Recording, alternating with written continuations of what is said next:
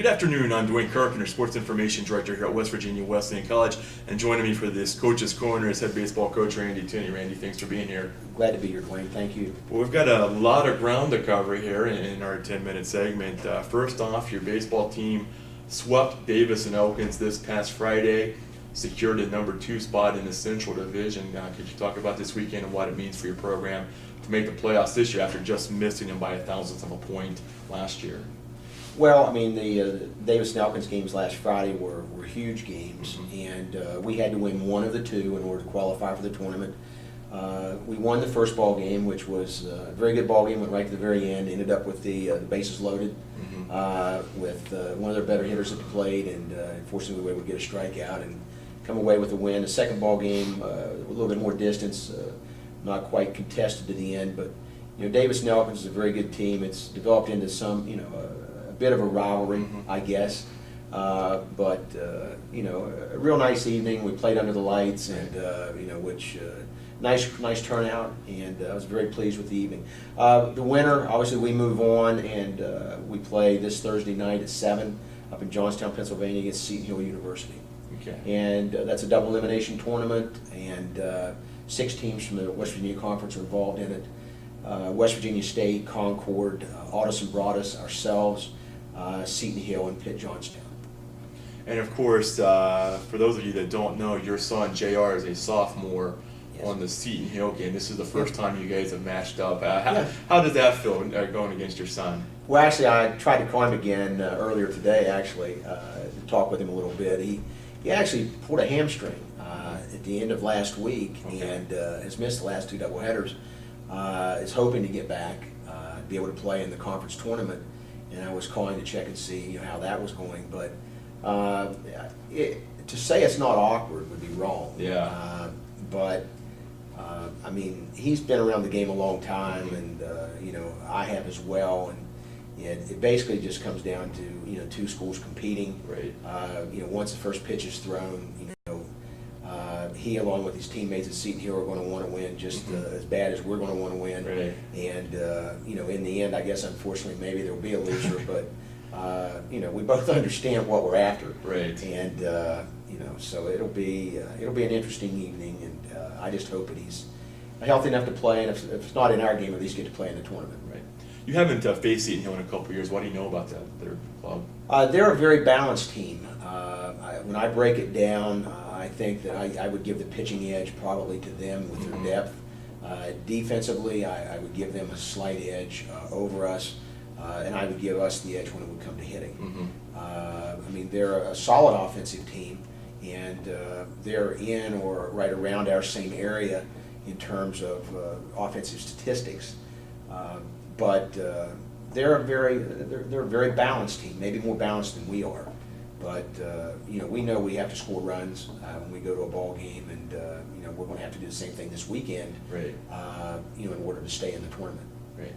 For those that haven't been keeping up on our website or keeping abreast of what's been going on with the baseball team, you're going into the tournament on a 21-game winning streak. I mean, that's just amazing. Could you talk a little bit about that streak? I mean, just. I don't know. I mean, obviously you don't create streaks. Right. They kind of just happen. And the thing that's I guess I'm most proud of is to have a team, and most people don't know this, but after 18 games, we stood with 8 wins and 10 losses. 8 and 10, right? And we're still trying to find ourselves in terms of a team and what our winning lineup might be. The reality of it was that we made a couple changes. We won a couple after those changes, and one thing started to feed off of another. And all of a sudden you start to believe you can win any game you play. And not only did we believe we could win, we were scoring runs. That if our pitching staff was struggling, we scored runs to overcome that. If we didn't have a great offensive day, the pitching and defense kept us in games and gave us a chance to win at the end. And we had some very good comebacks in the late innings of ball games. During that streak, at West Virginia State, we were down 6-0.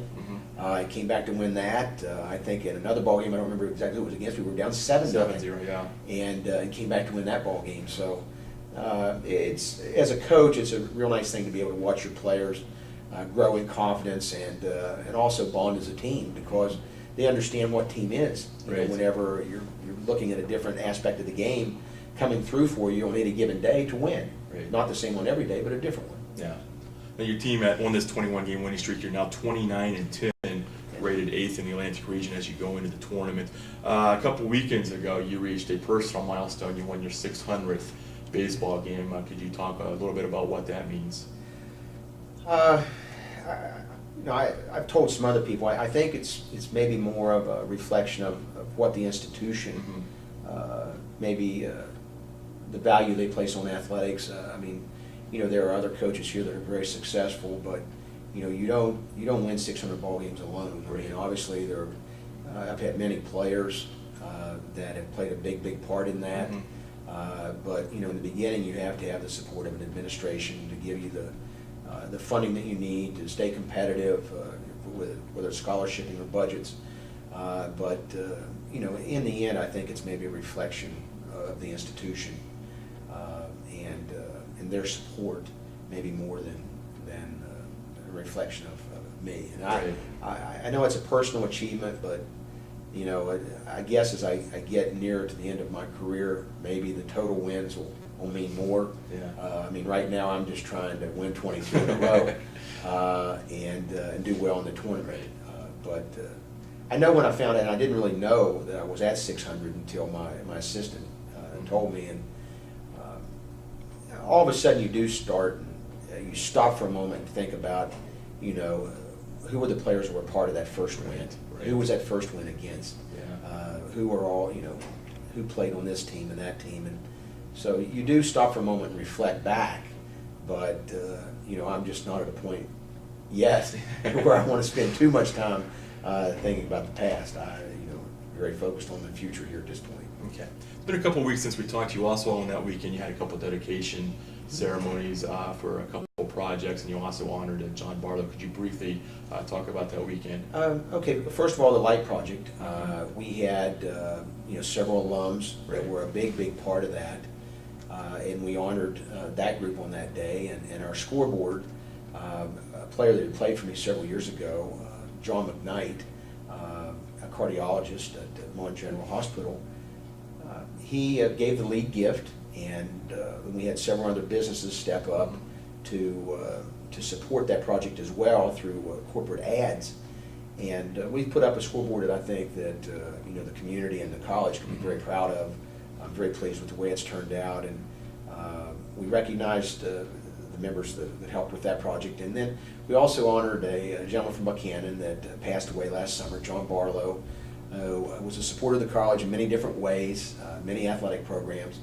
But he came to many of our games, and I don't know how many of those 600 wins were at home, but he was there to see most of them. And we took a moment to put a plaque up on our concession stand, which happened to be the general area where John stood most of those games that he was attending at the time.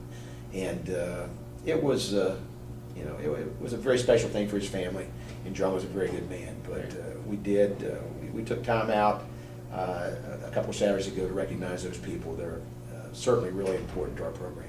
And to top it off, it was a great weekend. We swept Salem, so it was a great weekend all the way around. So, as we're running out of time here, I just wanted to comment that Simon Zingo was named the WBIC pitcher of the week, so congratulations to him.